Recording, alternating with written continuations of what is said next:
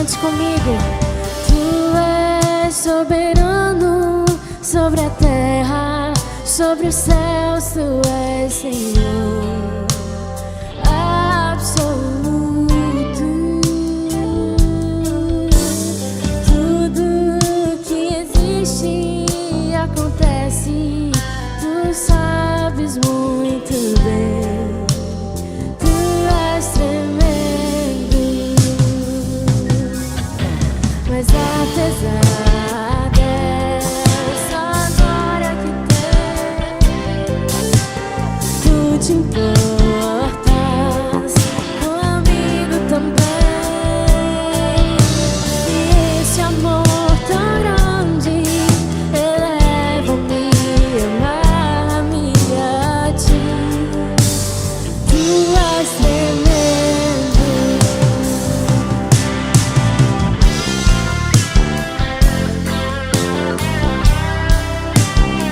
tu és Deus tremendo.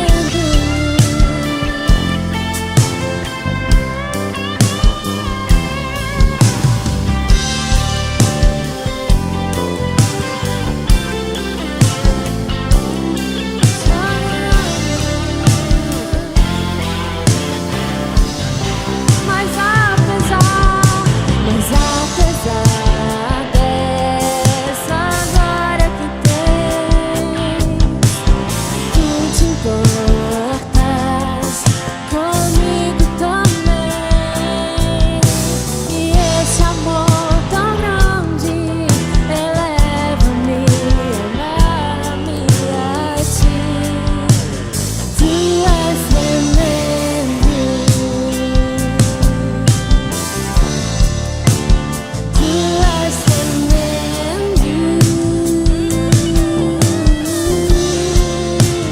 tu és tremendo.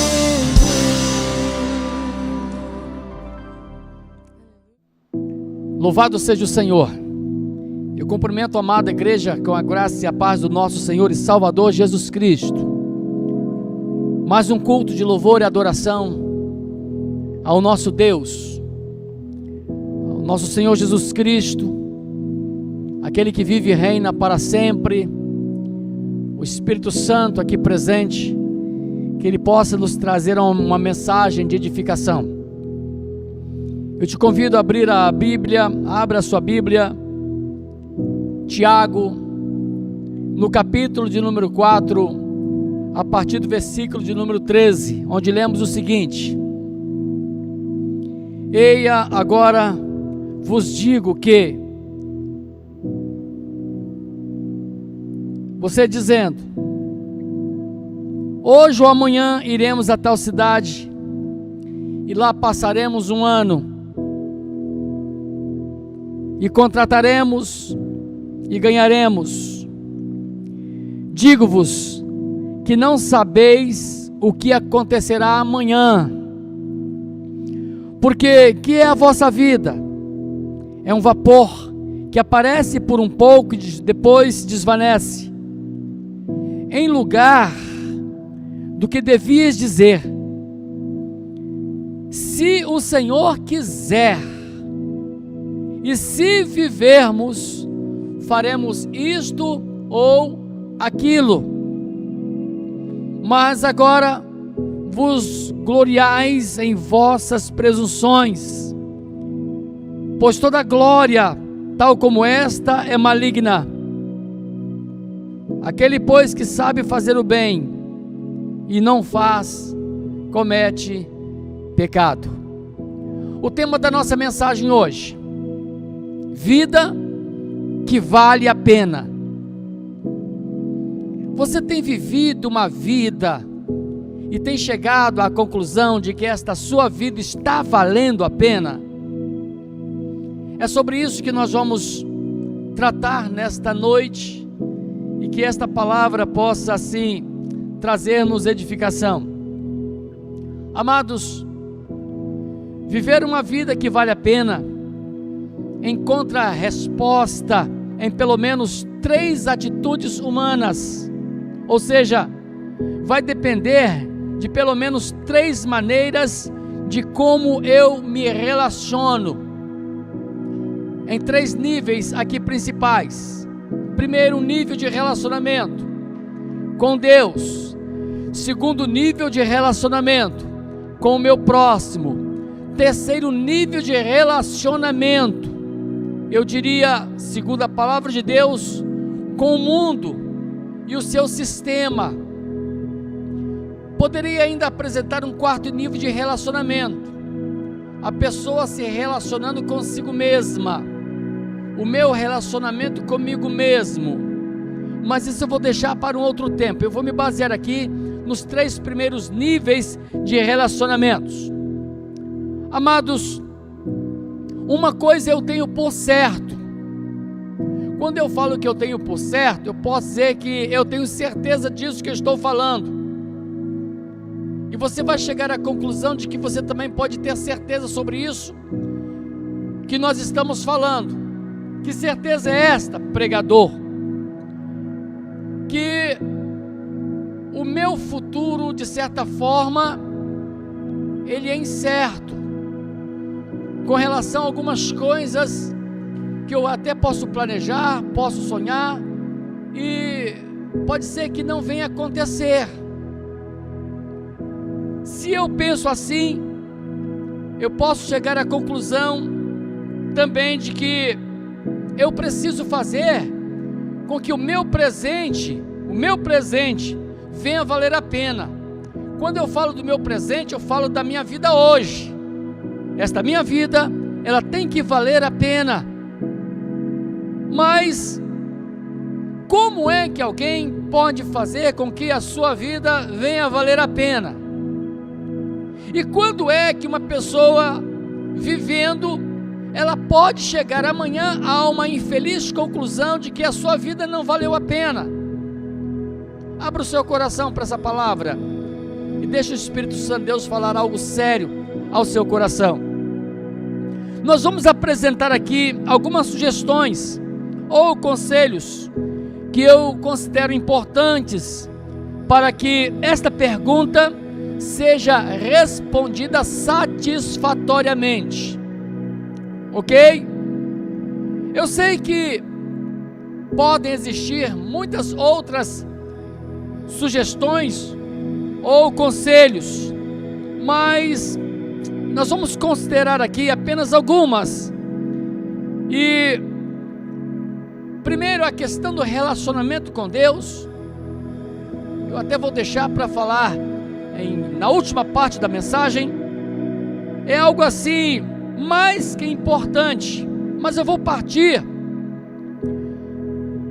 do que nós conhecemos como relacionamento horizontal. Existe o relacionamento horizontal, quando nós nos relacionamos com aqueles que estão diante dos nossos olhos e até mesmo diante do mundo, relacionamento horizontal, e o relacionamento vertical, eu e Deus.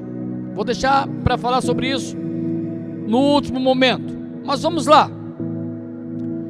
Nós vamos descobrir que a questão do nosso relacionamento com as pessoas, eu preciso colocar isso em prática. Se eu ainda não coloco, vai trazer a mim, vai trazer a você algo que vai trazer um sentido, dar sentido à vida, se é que ainda não está trazendo ou fazendo sentido, e você já vai entender.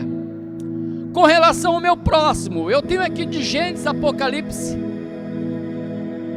a palavra de Deus falando para mim como é importante, ou sobre a importância do meu relacionamento com o próximo. Eu não vou detalhar, porque são muitas coisas que falam sobre isso, desde os mandamentos em que o Senhor alinhou a Moisés. Nós vimos ali dos 10 mandamentos, alguns pesando ou falando sobre o meu comportamento, o meu relacionamento para com o próximo, e como eu preciso me preocupar em fazer o bem ao próximo.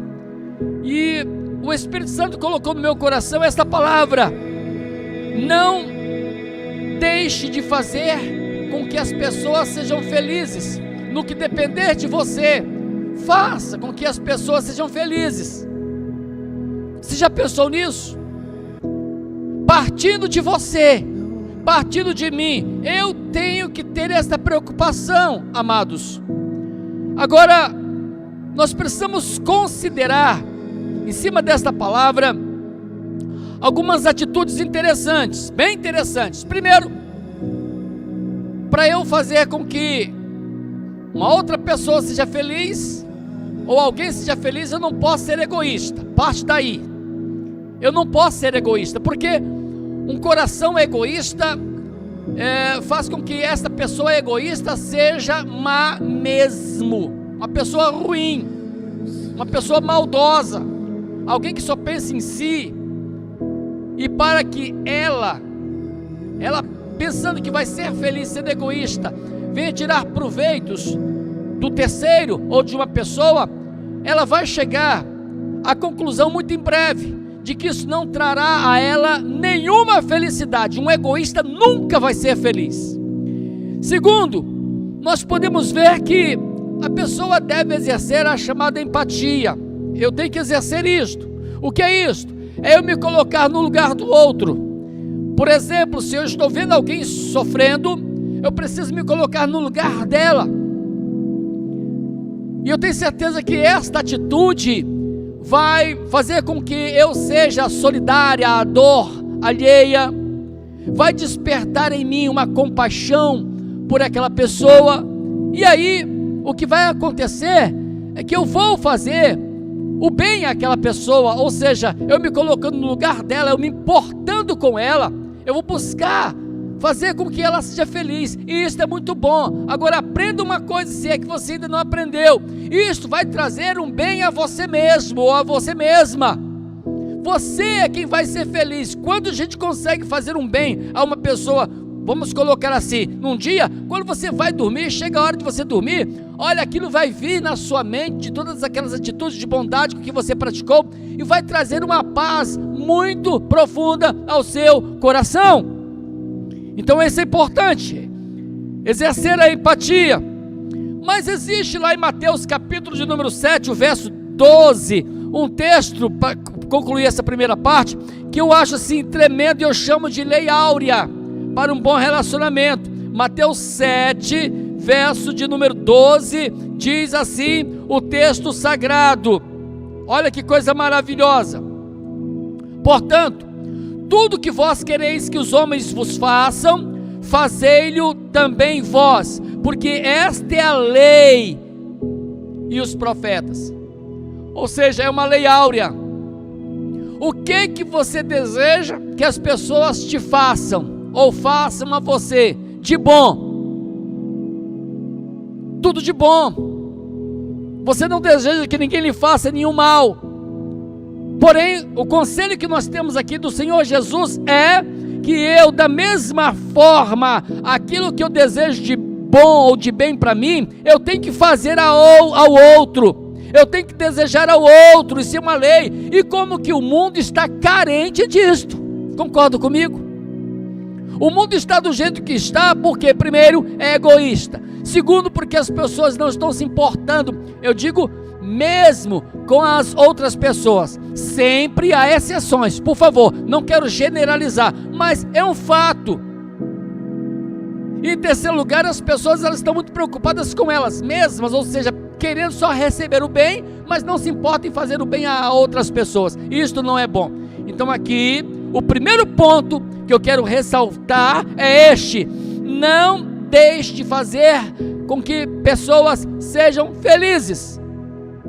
E isto pode começar dentro das nossas casas, dos nossos lares, porque às vezes existem esposos, eu digo no âmbito familiar, que são egoístas, que só pensam em si próprios, e você sabe por que eu falo assim, não pensam no cônjuge, vice-versa, filhos egoístas, que não pensam nos pais, só pensam em si próprios.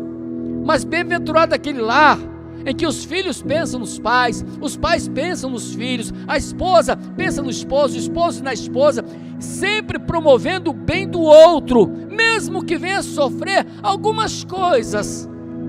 Eu digo sofrer no sentido de abrir mão de alguns caprichos humanos, mas quando ela se dispõe ao outro, lá na frente, ela vai chegar à feliz conclusão de que tudo valeu a pena. Então esse é o primeiro ponto. Segundo, pratique a generosidade. Seja generoso. É óbvio que está ligado ao primeiro ponto, mas vamos pensar um pouquinho na generosidade. Irmãos, a generosidade, ela sempre volta ao generoso, a quem é generoso. Uma generosidade sempre volta. Não é que você vai fazer o bem a alguém pensando em algo em troca, não é isso, mas a generosidade, ela vai e ela volta. Eu acho interessante, vou fazer aqui uma colocação, lá de Jonatas e Davi. Eram dois amigos. Jonatas foi muito generoso com Davi. Houve um tempo que Davi estava precisando muito de uma ajuda, de um auxílio, e ele encontrou neste amigo uma ajuda. Este amigo lhe ajudou no tempo de crise que ele estava passando. E aí, está lá em 1 Samuel, no capítulo de número 20. E aí, passado o tempo, Jonatas morre, deixa filhos, e um dos seus filhos se vê esquecido num canto chamado Lodebar. Estou falando de Mefibosete. E Davi, ele vence ali algumas fases, algumas crises, porque ele havia passado e ele começa a reinar. E diz o texto de que ele queria ser generoso a alguém da família desse seu, entre aspas, generoso amigo. E ele se lembra de Mefibosete, vai ao encontro deste moço e lhe o restitui, lhe o abençoa. Isso é generosidade. Eu tenho certeza que quando Jonatas foi generoso para com Davi, Davi nem pensava nisso, e nem o próprio Jonatas. Olha que ele morreu, mas até a sua geração foi alcançada graças à generosidade de um pai que tinha um amigo. Você está me entendendo? E é isso que acontece com pessoas generosas. Ela não precisa nem esperar, mas Deus é fiel. Deus é fiel para com aquele que é generoso para com o próximo. Abra o coração e os ouvidos, entenda isto. E isso vai fazer com que a vida venha valer a pena. Hoje, de repente, alguém possa que esteja passando por um momento de tribulação, não está entendendo nada que está acontecendo. Mesmo assim, seja generoso. Seja generoso, não feche suas mãos, não feche seu coração para ajudar alguém, porque Deus está olhando e Ele vai honrar essa sua generosidade. Saiba disso. Terceiro, nós vimos aqui que nós somos tentados dia e noite, noite e dia, a praticarmos o mal. Somos tentados. Existe o próprio Satanás, que é um tentador. O mundo nos tenta. Enfim, o nosso próprio coração, às vezes ele se inclina para o mal. E eu me lembro inclusive de um episódio que está até muito batido, mas vale a pena a gente ter como exemplo, do próprio Davi. Quando, estando ele, entre aspas, na sua zona de conforto, se achando bem, ele comete um adultério. Olha que isso aqui, o que aconteceu com Davi, foi algo tremendo, lá em 2 Samuel, no capítulo de número 11. Amados, interessante que, quando alguém é tentado para o mal, essa pessoa tem que parar para pensar nas consequências, e ele não pensou nas consequências, e ele teve que sofrer as consequências do seu pecado, e ele as sofreu. Ainda bem que ele foi uma pessoa corrigível, ou seja, quebrantada, se submeteu ao tratamento de Deus, e lá na frente, de alguma forma, ele venceu. Porém, ele sofreu as consequências. Poderia ter evitado. Assim Deus fala para mim, Deus fala para você. Nós que temos o Espírito Santo, o Senhor nos alerta, o Senhor nos avisa sempre, e nós podemos evitar as consequências. Diante de uma forte tentação, como nós somos tentados, todavia, se nós vencermos a tentação pelo poder da oração, ou seja, cortando o caminho daquele objeto tentador, seja lá o que for, aquele objeto sedutor, enfim, se nós vencermos isto, nós vamos fazer com que a nossa vida venha valer a pena, porque quando somos vencidos pelo pecado e vamos sofrer as consequências, possa que de repente chegue aquele momento você diga assim: poxa vida, como me arrependi. Se houver tempo para um arrependimento e uma volta para uma retomada de posição diante de coisas certas, ainda bem. Mas quando não há tempo, quantas pessoas desperdiçaram tempos de uma oportunidade de voltarem, e aí partiram, infelizmente dizendo: a minha vida não valeu a pena, foi tudo tragédia, porque infelizmente não combateu o mal, não buscou forças em Deus para vencer o mal, foi dominado pelo mal, não se arrependeu, enfim, e é só tragédia. Então pense nisso, que eu acho muito interessante. Então, quando você for tentado para o mal, pense nas consequências. E antes que eu me esqueça, quando alguém peca, de repente alguém pensa assim: mas isso foi comigo, esse mal eu estou sofrendo. Mas sempre alguém do seu lado vai estar sofrendo também, direta ou indiretamente, alguém vai estar sofrendo. Então você vai estar fazendo sempre mal a alguém. Isso não é bom, fazer mal a alguém, seja lá quem for. Se alguém sofrer porque você cometeu algo, esse sofrimento que você está causando a essa pessoa, Deus está olhando, e isto pode ser evitado. Interessante que a gente sempre volta ao primeiro ponto, né? É a preocupação de ver ou fazer o outro feliz. Isso é muito importante, e Deus se agrada disso. Quinto lugar, a questão do nosso relacionamento com o mundo. Quando eu falo mundo, sistema, nós estamos vivendo num mundo com um sistema totalmente corrompido. O pecado está aí de todos os jeitos, nos convidando. Amados, nós vamos pensar aqui em 3 coisas importantíssimas. Primeiro, eu quero ler lá em Mateus capítulo 6, verso 22, 23. Você já vai entender. Diz assim: a candeia do corpo são os olhos, de sorte que se os teus olhos forem bons, todo o teu corpo terá luz. Se porém os teus olhos forem maus, o teu corpo será tenebroso. Se portanto a luz que em ti há são trevas, quão grandes serão tais trevas? Quão grandes serão tais trevas? O que eu quero dizer aqui? O mundo está diante dos nossos olhos, estamos olhando para ele. Espiritualmente falando, ele está de olho em nós. Todo mal que está nesse mundo, espiritualmente falando, está de olho em nós. Mas porém, partindo desse ponto de que nós estamos com os nossos olhos voltados para este mundo, contemplando tudo. E aí, prezados, tem uma parte que eu acho interessante, que eu preciso vigiar com os meus olhos, porque o mundo, ele é sedutor por natureza. Por natureza, o mundo é assim, o sistema mundo é assim.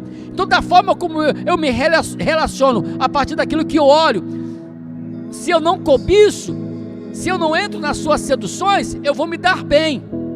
Mas se eu for vencido por aquilo que me atrai no mundo, com os meus olhos, eu vou estar mal. Segundo, afogue a sua língua para apagar o fogo da maledicência. O que é isso?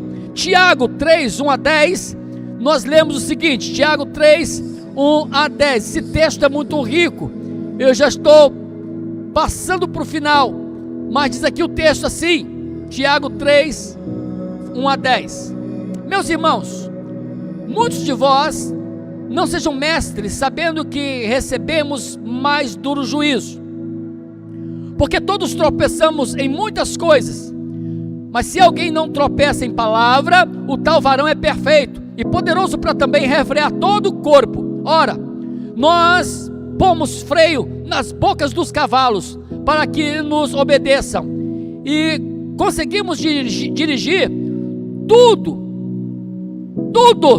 o seu corpo. Vede também que as naus, que sendo tão grandes, elevadas de impetuosos ventos, se viram como um bem pequeno leme para onde quer a vontade daquele que as governa, assim também a língua é um pequeno membro e gloria-se de grandes coisas. Vede com grande bosque um pequeno fogo incendeia. A língua também é um fogo, como um mundo de iniquidade. A língua está posta entre os nossos membros e contamina todo o corpo, inflama o curso da natureza e é inflamada pelo inferno. Língua. E aqui Tiago diz como nós precisamos lançar água nestas chamas que de vez em quando vem da nossa língua, esse fogo que causa tantos danos, causam males a tantas pessoas. Então vigiar com os olhos, vigiar com o que se fala. E também, por último, fique surdo aos sussurros dos encantamentos, às vozes do engano que estão sobre a terra, e são muitas vozes. Interessante que a fé vem pelo ouvir, e ouvir pela palavra de Deus, diz o texto sagrado. Mas também as confusões vêm pelo ouvir, tanto uma coisa quanto uma outra, mas depende de quem eu vou dar ouvidos, a quem eu vou dar ouvidos, se é o Espírito Santo, ou se é o mundo, porque o mundo é traiçoeiro, e ele vai tentar sempre nos confundir, e ele vem aos nossos ouvidos para nos confundir. Eu me lembro muito de Aminon, que se apaixonou carnalmente pela irmã Tamar, e este moço teve um amigo entre aspas, né, Jonadab, que é amigo, e esse filho de rei, hein, infelizmente, teve essa paixão carnal pela irmã, e ele foi tomar conselho com quem? Com este amigo, entre aspas. Este amigo acabou com ele, o coração dele já estava totalmente inclinado para o pecado, e vem essa voz do amigo, e faz com que ele pratique coisas abomináveis. Então cuidado com o que você ouve, entre aspas, de alguns amigos. O nosso amigo maior é o Espírito Santo, a voz dele tem que ser mais alta aos nossos ouvidos, e é lógico que ele pode usar pessoas que estão a serviço do Espírito Santo, podem nos servir com bons conselhos, mas a estes, tem muitas pessoas que não querem ouvir, que vão ser contrariadas nos seus pecados. Tem pessoas que não querem ouvir, entre aspas, estes conselheiros do Espírito Santo. Então vão ouvir os amigos, aí chega lá na frente, vão quebrar a cara e vão chegar à conclusão: ah, minha vida não presta, não está valendo a pena viver, não vale a pena essa vida que eu estou vivendo, e não vale mesmo não vale mesmo não.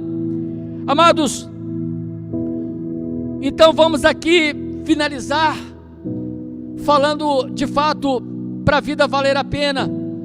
Além desses conselhos que nós estamos recebendo do Espírito Santo, vou finalizar falando sobre o nosso relacionamento com Deus, o seu relacionamento com Deus. Sabe por quê?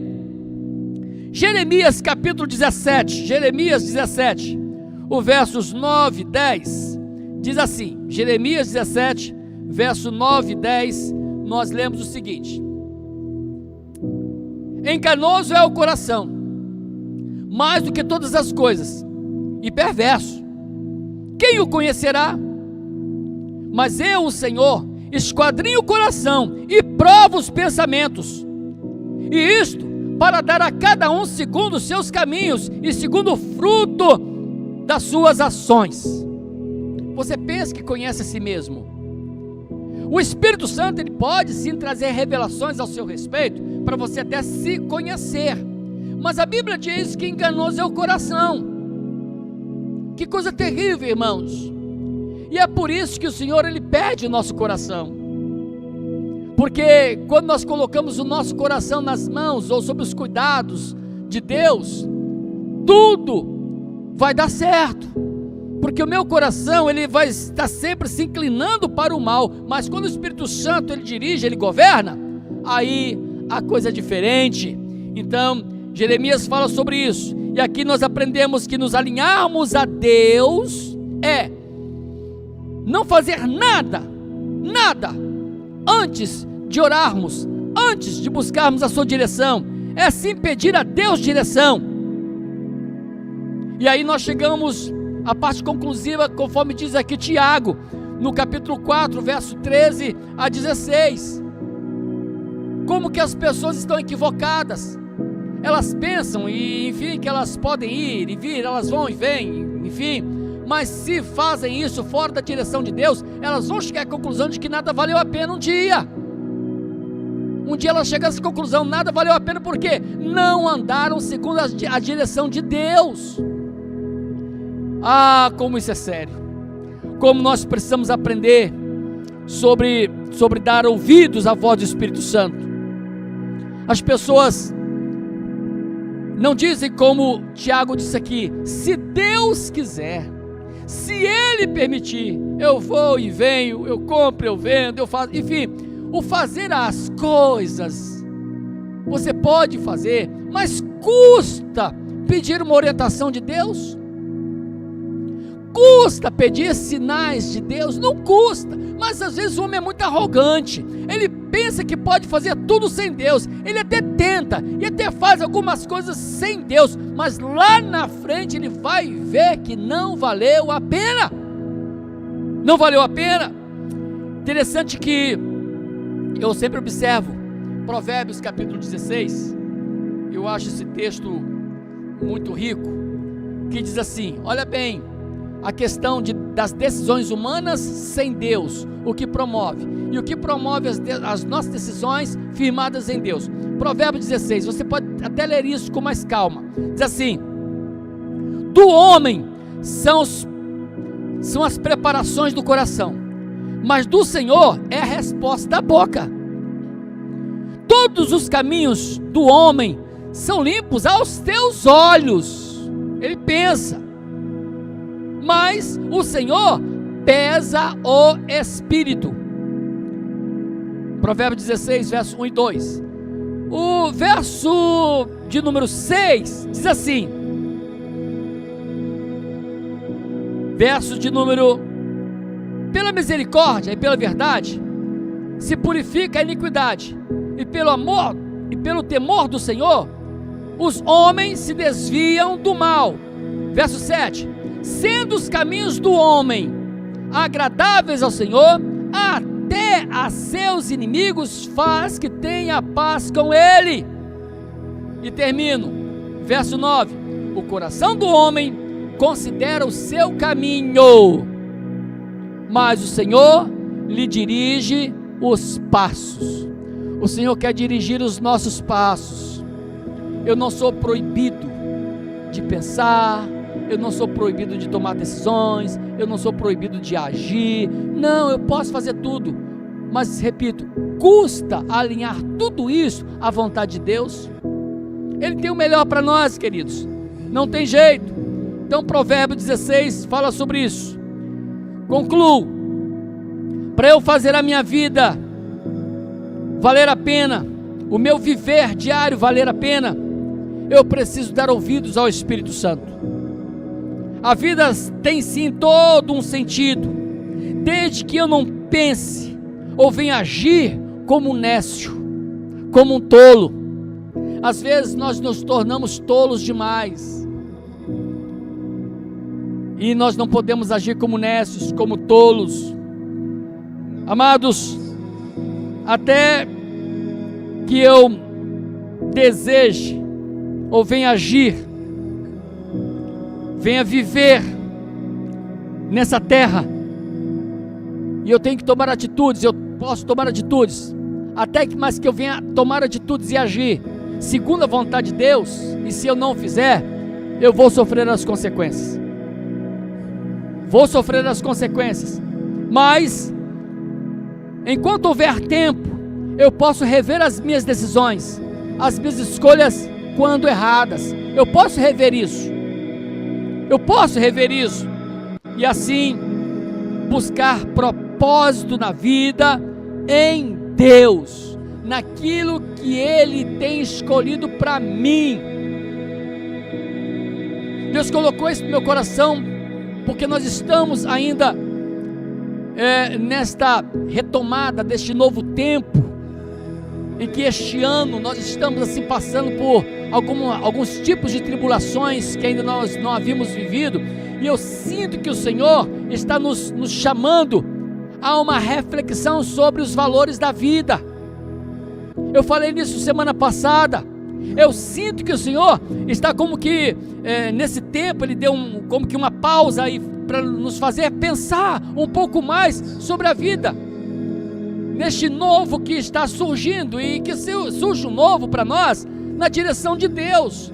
Porque se as pessoas continuarem, ou se nós continuarmos do mesmo jeito nas práticas erradas, quão terríveis serão as consequências. E aí, de repente, a vida pode não valer a pena, e é tudo que Deus não quer.